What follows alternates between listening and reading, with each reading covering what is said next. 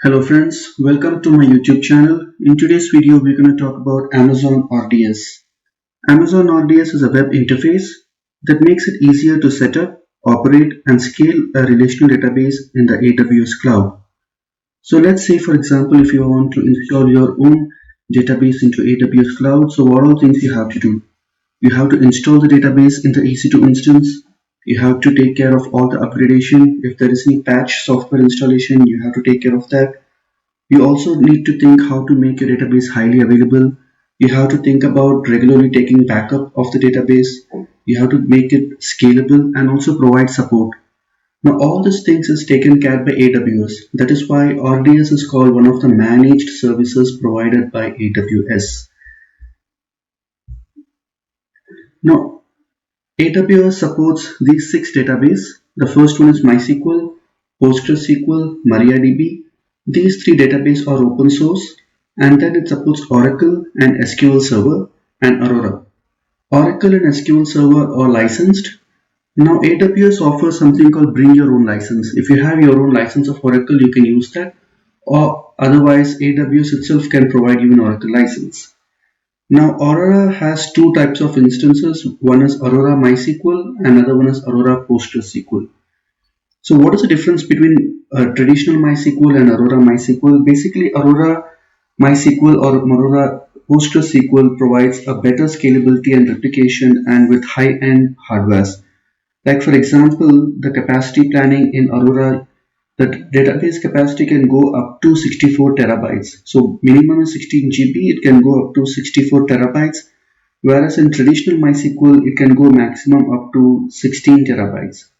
Also, if you look at the replication factor, in traditional MySQL, you can have up to 5 availability zones, but Aurora offers you up to 15 availability zones, and also the replication is much faster in case of Aurora instances.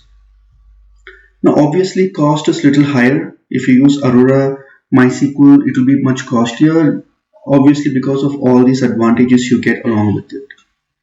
So Aurora is basically a proprietary closed source DB engine which is offered by AWS. Now what is today's agenda? In today's agenda we are going to show how to create an RDS DB instance in Amazon, how to make it public. We will also able to access the Amazon through our laptop. For that you need some kind of a software called dbeaver, HighDSQL or Toad. And then we will see how to create read replicas. And also we'll see how to improve the performance of a DB using parameter groups. Now let's go back to our AWS console and start the demo.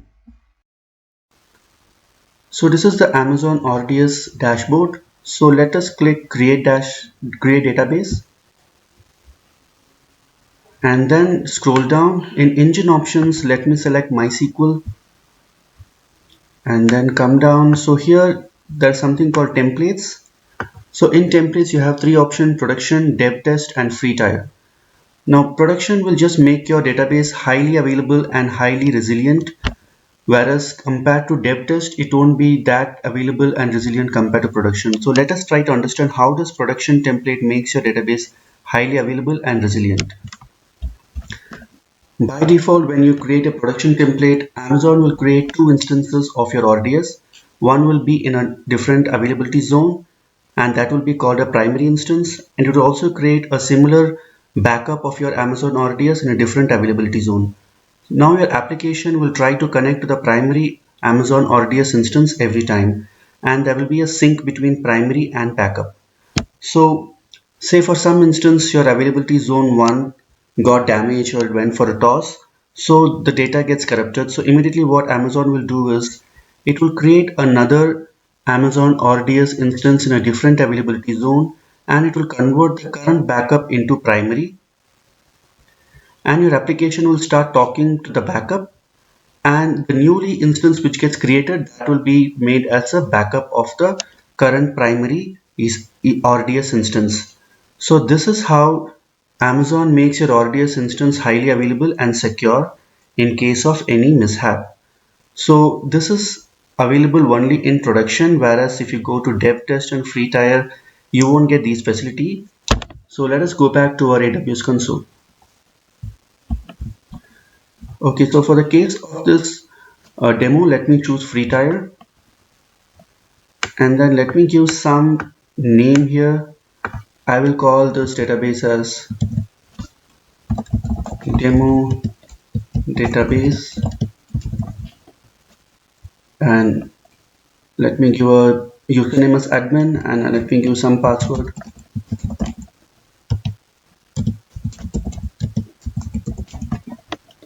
Come down, and here I have to select P2 micro, and the storage type minimum is 20 GB. It can go up to 16 terabyte. So I will just use the minimum storage capacity. And this is enable auto scaling. So if in case your database goes out of size, it will automatically auto scale your database. This is similar to the auto scaling which we saw in our previous videos of EC2 instance. This can create up to 1000 instances. So we will not use auto scaling for our demo. Let me disable this thing. And this is asking whether I have to deploy it in multiple available zones, which is a good practice in production, but for our demo we don't need these things. Let me come down.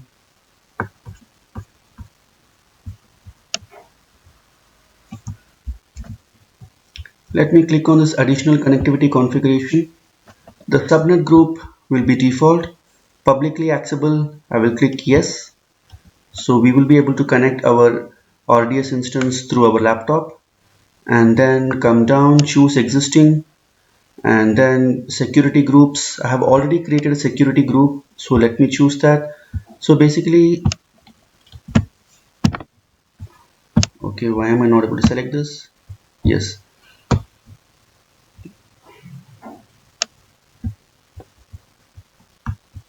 just a moment.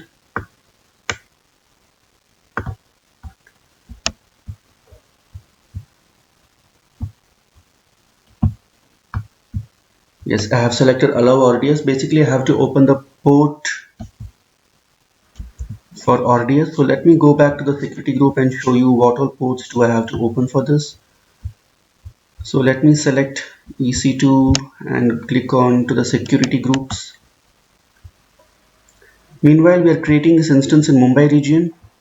So let me go to Mumbai region, go to security groups down.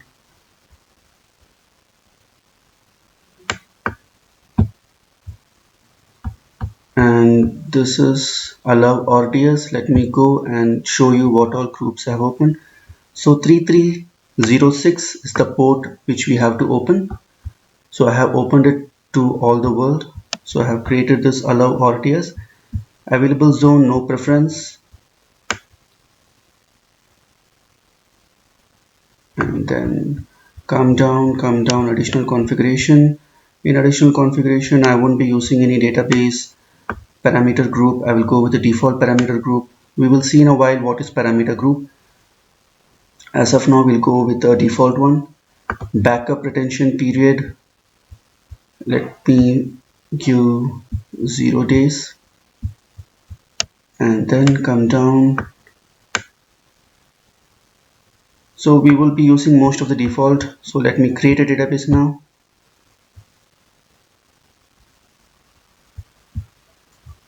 So here we have created a database. The status is now creating. Let's wait for some more time until this database has been provisioned.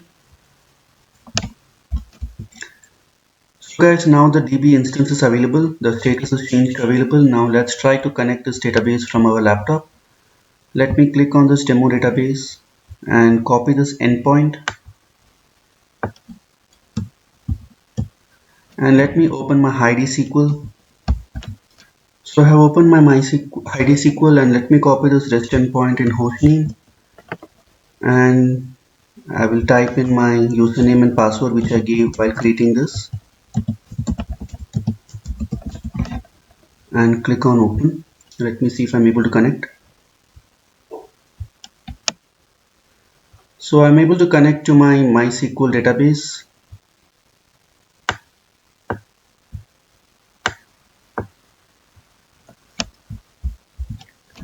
Let me try to create some tables.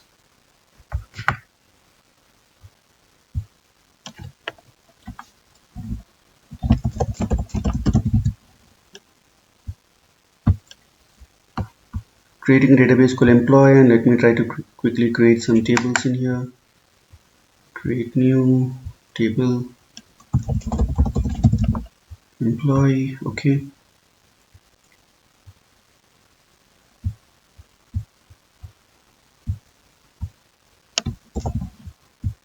just create some 2-3 columns. All right, and save. So basically we have able to connect our SQL MySQL AWS table through our Heidi SQL. I have created a database. I have also created a table. Let me create some records.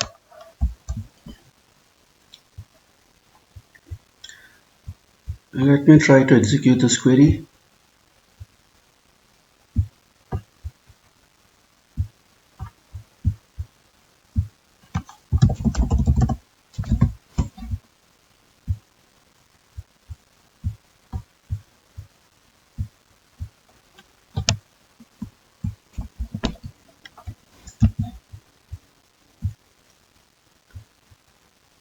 All right. So I have inserted 3 records. So let me do select star from table name.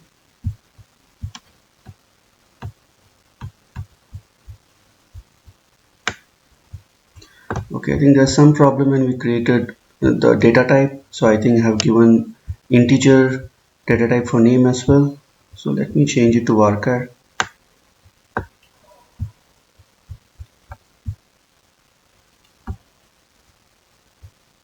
And now try to save this. So it created some junk values, but later down it just created 3 columns with the employee name. Sounds little weird. It looks like ingredients name, but for the sake of demo it's fine. So basically what did you do? We just created a table and we try to create some records in our table. So what would be the next action? Our next action would be to see what are parameter groups. So if you just remember, when we created this database, we used the default parameter groups. If you don't remember, let me go back to that creation screen. Let me give modify.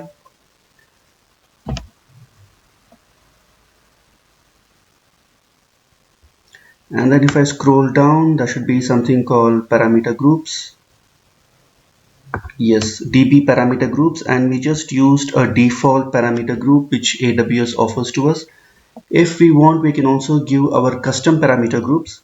Now, parameter groups is mostly used when you have to tune the performance of your database. So this is the very good option when you want to increase the performance or tune the performance of your database by changing some of the parameters in this parameter group. So how do you do that? Go to parameter groups and create your own custom parameter. So let me name it as custom MySQL parameter groups, and let me go to create. Okay, description is mandatory. Let's say tuning performance. Go to create. So we have created a custom parameter group. So let me go to actions.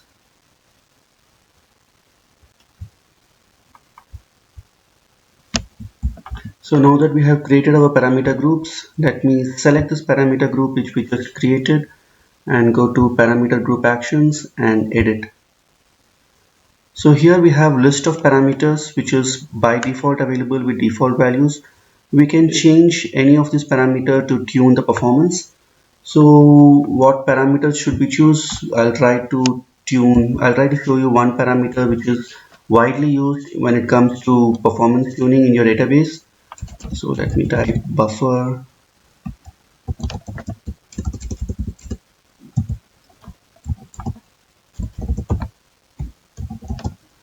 pool size. So this INNODB underscore buffer pool size. So this decides the byte in size of the buffer pool. The default value for this parameter in RDS is shown here. So let me click this, or let me copy this and paste it in Notepad.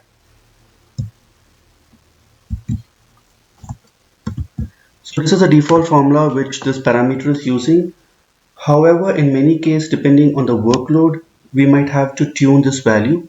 So, and what all instance will we change this value? Say for example, you have 100 GB data, but your application is accessing only 1 GB of the data regularly. So then having only few gigabytes in your buffer pool is enough, right? So you don't need to have a huge buffer pool. Or in the other hand, if you have a 10 GB of data and your application is accessing all of it constantly, in that case you have to have a large buffer pool size. So based on your application, you can change the formula and you can increase or decrease the buffer pool size of your application, through which the performance of your application will be increased drastically. So we won't be changing any value for this demo, but in case if you want to auto tune your database, then there are a lot of parameters here which you can play around. There are also descriptions given here about these parameters. So now that we have created this custom parameter, let us see how will we attach this parameter group into our DB instance. So let us go back to RDS and let us go back to DB instance. Click our database which we just created, go to modify and come down. Let's go back to our parameter groups, and here it should be able to show the custom parameter group which we just created, and then click create. Okay, sorry, continue. Modify DB instance. So this will not get modified immediately, but it will modify in the next maintenance window cycle. Now that we have seen parameter groups, let us also talk about read replicas. So what are read replicas? Read replicas are basically used to create a backup of a database instance. Let's say you have a primary instance and then you create a backup copy of your instance either in the same region or in a different region, and then you have a very read intensive application and it does little write operation as well. So all the write queries will be targeted to your primary instance and all the read queries will be targeted to the read replica instance. So this is basically used in application which is very read intensive.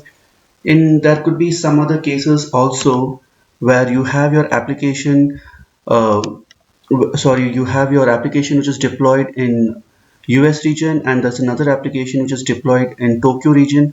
So for Tokyo region you will connect it to the read replica which is created in Tokyo region, and for US customers you will connect it to the primary instance and then you will read and write data from there. So these are the certain use cases where you will use read replicas.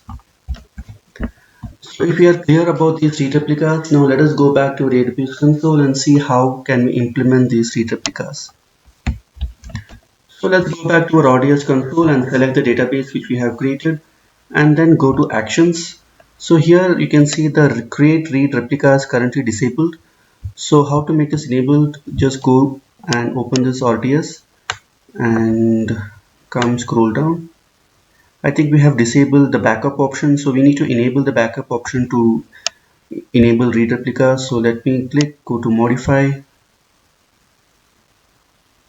and then come down and see where do we have our backup option. Log exports monitoring backup is 0 days. So let me give 10 days.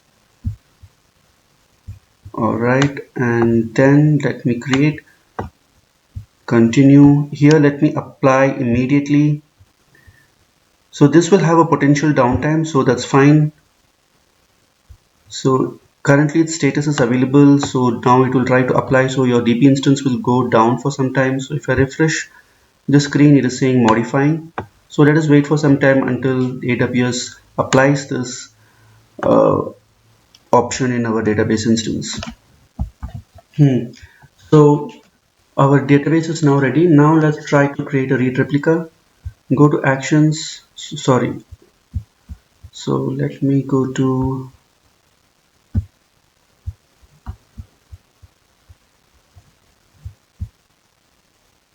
okay, this is still not enabled, so let me see what is wrong.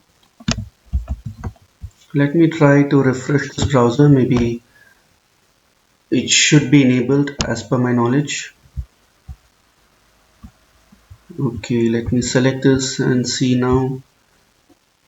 Yeah, now it is enabled. So let me go to create read replicas,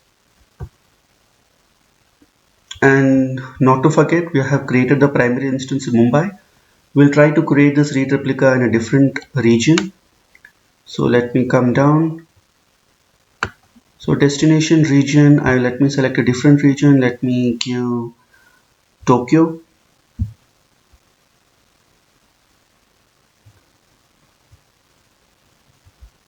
And most of the username password will be the same name. Let me give a different name for this. Let me give read replica demo database. Which region did we just select? Let me go back. I guess Tokyo. Yeah. So let me call it Tokyo, and database port, everything will be same. I think the problem is I have to create a security group in this region. So where is the option to create a security group?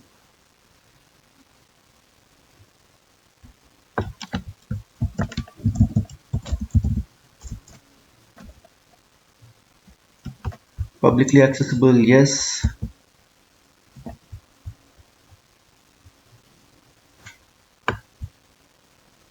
Mm, we have given the region, we have given the subnet groups, it's none, availability zone, no preference. We will let AWS decide at which availability zone it has to install our DB. Publicly accessible, yes. Settings, read replicas, we have given a name for this. So this is a source DB, and this is the destination, I mean a read replica DB in a different region.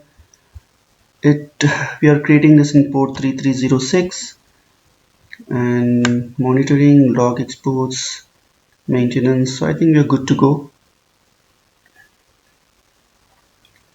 If I had choose multi availability zone deployment, in that case I have to choose which availability zone to create this. Where did we just see? Yeah, availability zone, no preference. But if I choose that yes, then I have to select the availability zone where I want this to be installed. But since I gave no here, I can't choose the availability zone. If I choose this, then it will throw an error. So let me give no preference.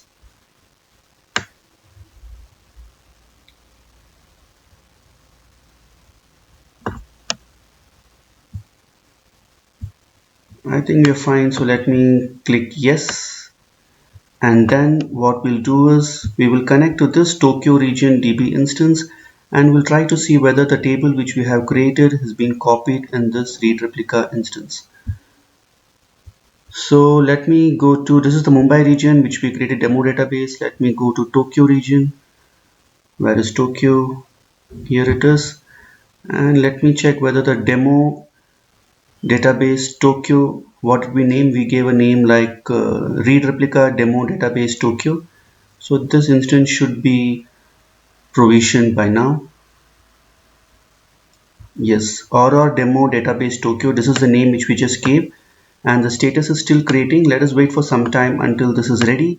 Once this is ready, we'll try to access this from our Heidi SQL and see whether the tables has been copied in our read replica or not. So let us wait for some more time.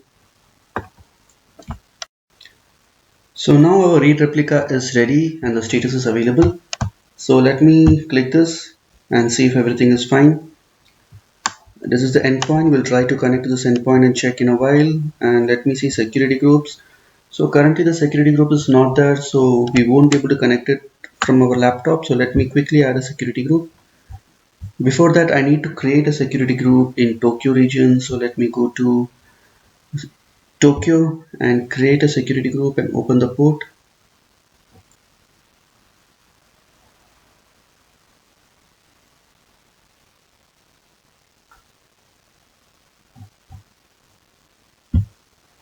Okay, so come here, create a security group. Let me call this open ODS, open ODS MySQL port. Come down, we'll add an inbound rule. So let me give MySQL Aurora 3306. Let me open it anywhere, and I think you're good. Let me create the security group. Okay, now that I have created a security group, I have to attach the security group here. So let me refresh the screen. When I was creating this read replica, I was actually looking for security groups button. Somehow I think I missed due to oversight.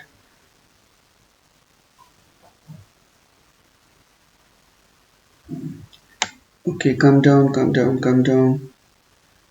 Security groups, click here and select Open RTS. Now we will be able to connect to this read replica from our laptop.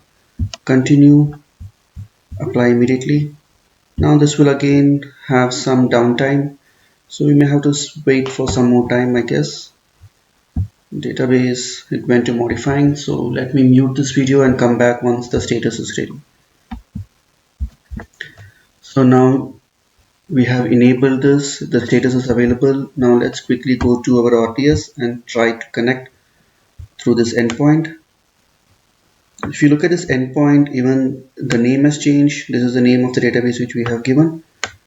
So let me open my HeiDi SQL. So this is my HeiDi SQL. Let me go to File, New Window. Let me create a new connection. I'll call this read replica, and in this let me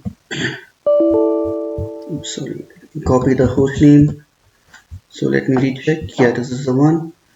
Username will be the same as the original source DB.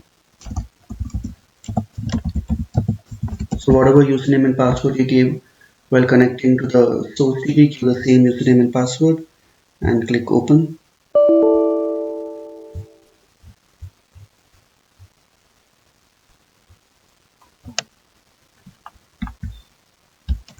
Let me try again. I think I have given the correct username and password.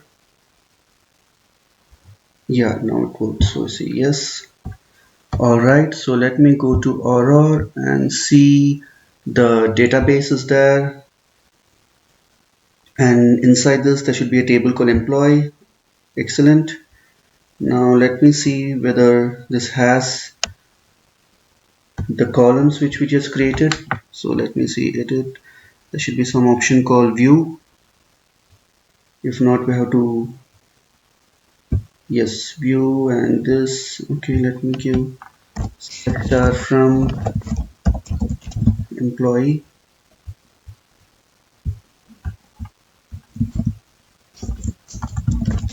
Select star from. I think there were some 6 columns only. So let me hit, yeah. So these were the columns which we created in the source. All of these were copied. So this is how you do a read replica. So in today's demo, we saw a read replica, we saw what is parameter groups, we saw how to create a database or DS instance in Amazon, and we have seen quite a few in today's video. If you think I have missed any topic in RDS and if you want me to cover, please comment in the section. If you like this video, please like, share and subscribe my channel. Thank you so much for watching this video with patience.